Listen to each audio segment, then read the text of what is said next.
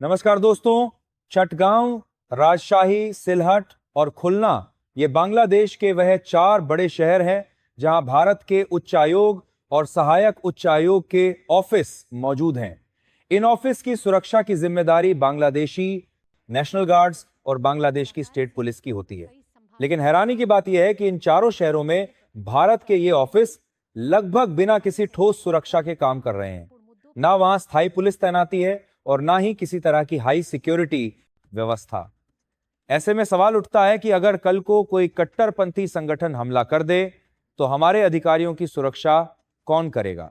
यह स्थिति इसलिए और गंभीर हो जाती है क्योंकि साल 1961 में Vienna convention of diplomatic relations साफ तौर पर कहता है कि किसी भी विदेशी दूतावास या उच्चायोग की सुरक्षा की पूरी जिम्मेदारी मेजबान देश की होती है। यानी भारत के उच्चायोग और सहायक उच्चायोग की सुरक्षा देना बांग्लादेश का कानूनी दायित्व है। इसके बावजूद बांग्लादेश सरकार इस जिम्मेदारी से लगातार बचती नजर आ रही है। ना तो पर्याप्त सुरक्षा दी जा रही है और ना ही भारत की चिंताओं को गंभीरता से लिया जा रहा है। अब कहानी में सबसे बड़ा ट्विस्ट यहां आता है क्योंकि जो बांग्लादेश अपने देश में भारतीय डिप्लोमेट्स को सुरक्षा नहीं दे पा रहा, वही बांग्लादेश भारत पर दबाव बना रहा है। बांग्लादेश की अंतरिम सरकार के विदेश मंत्री तौहीद हुसैन ने भारत से मांग की है कि नई दिल्ली में मौजूद बांग्लादेश के हाई कमीशन को Z+ या NSG टाइप सुरक्षा दी जाए।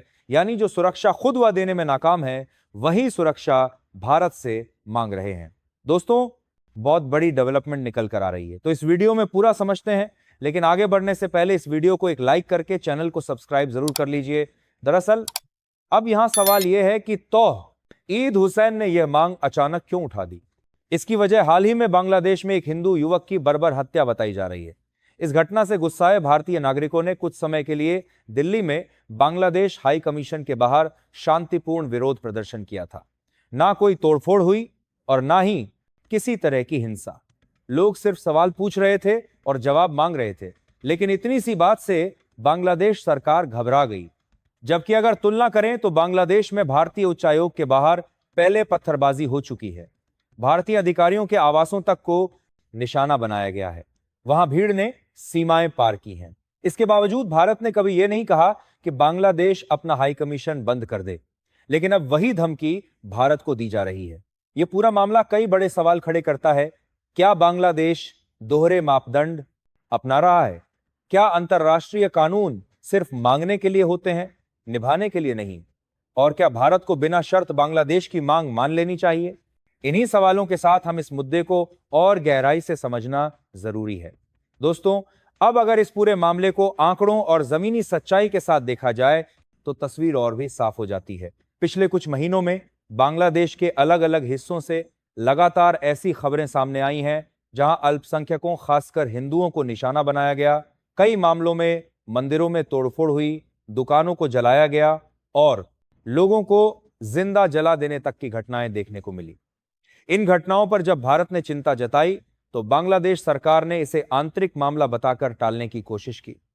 अब सवाल यह उठता है कि जब हालात इतने संवेदनशील हैं तो भारत के उच्चायोग और सहायक उच्चायोग कितने सुरक्षित हैं? बांग्लादेश में भारत के करीब 4000 से ज्यादा स्टाफ और उनके परिवार अलग अलग शहरों में रहते हैं। इनकी सुरक्षा सिर्फ स्थानीय पुलिस के भरोसे छोड़ दी गई है, जबकि अंतर्राष्ट्रीय मानकों के हिसाब से ऐसे हालात में अतिरिक्त सुरक्षा लेयर लगाई जाती है। लेकिन बांग्लादेश की तरफ से ना कोई स्थायी गार्ड पोस्ट बनाई गई और ना ही किसी तरह का विशेष सुरक्षा प्रोटोकॉल लागू किया गया। दूसरी तरफ अगर भारत की बात करें तो नई दिल्ली में मौजूद बांग्लादेश हाई कमीशन पहले से ही दिल्ली पुलिस की 24 घंटे सुरक्षा में है। हर एंट्री और एग्जिट पर पुलिस तैनात रहती है। आसपास के इलाके में पेट्रोलिंग होती है और किसी भी इमरजेंसी के लिए सेंट्रल फोर्स को अलर्ट मोड में रखा जाता है। इसके बावजूद बांग्लादेश की तरफ से यह कहना कि उन्हें भारतीय जनता पर भरोसा नहीं है, यह अपने आप में भारत की छवि पर सवाल उठाने जैसा है। अगर पिछले रिकॉर्ड देखें तो भारत में कभी भी किसी विदेशी दूतावास या हाई कमीशन को जलाने या उस पर हमला करने की घटना नहीं हुई।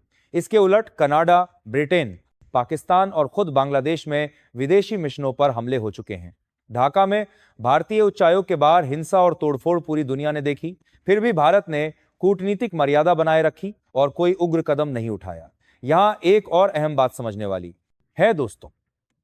वियना कन्वेंशन केवल सुरक्षा देने की बात नहीं करता, बल्कि यह भी कहता है कि मेजबान देश को हर हाल में विदेशी मिशनों को भयमुक्त माहौल देना होगा। अगर अधिकारी खुद को असुरक्षित महसूस करते हैं तो वह सीधे तौर पर अंतर्राष्ट्रीय कानून का उल्लंघन माना जाता है।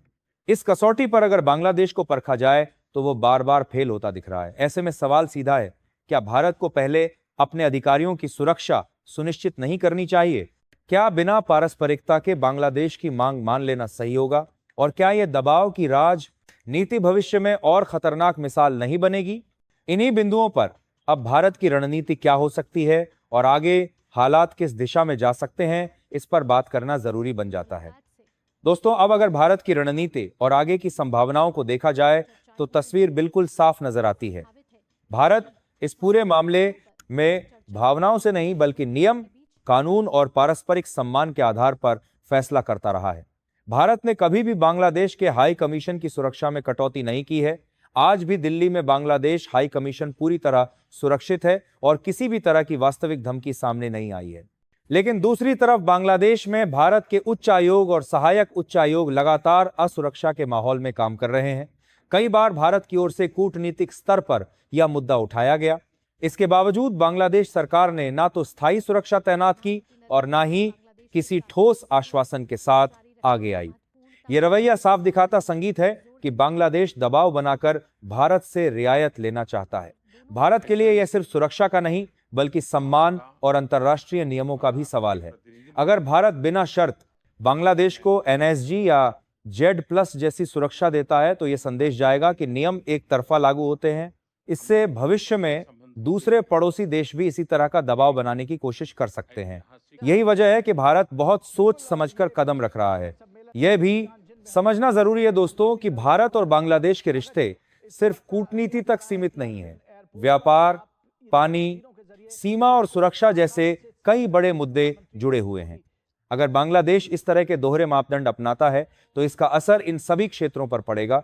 भारत यह साफ कर चुका है कि रिश्ते तभी मजबूत रहेंगे जब भरोसा और जिम्मेदारी दोनों तरफ से निभाई जाएगी। मेरे हिसाब से भारत को साफ शब्दों में कहना चाहिए कि जब तक बांग्लादेश में भारतीय अधिकारियों को वही सुरक्षा नहीं मिलती जो वो भारत से मांग रहा है, तब तक किसी विशेष सुरक्षा की कोई जरूरत नहीं बनती। यह फैसला ना गुस्से में होगा और ना ही कमजोरी में, बल्कि अंतर्राष्ट्रीय कानून और समानता के सिद्धांत पर आधारित होगा। लेकिन अगर बांग्लादेश अभी भी हिंदू और बाकी अल्पसंख्यकों की सुरक्षा की गारंटी नहीं देता और भारत का उच्चायुक्त बांग्लादेश में सुरक्षित नहीं है, तो भारत को बांग्लादेश के मुंह पर उल्टा तमाचा मार देना चाहिए और भारत के सभी अधिकारियों को वापस बुला लेना चाहिए। अब सवाल आपसे है, क्या भारत को दबाव में आकर बांग्लादेश की मांग मान लेनी चाहिए या फिर पहले अपने अधिकारियों की सुरक्षा को प्राथमिकता देनी चाहिए? अपनी राय नीचे कमेंट में जरूर बताइए। अगर वीडियो जानकारी भरा लगा हो तो वीडियो को लाइक और चैनल को सब्सक्राइब करें और इस मुद्दे को ज्यादा लोगों तक पहुंचाने के लिए वीडियो को शेयर जरूर करें। जय श्री राम।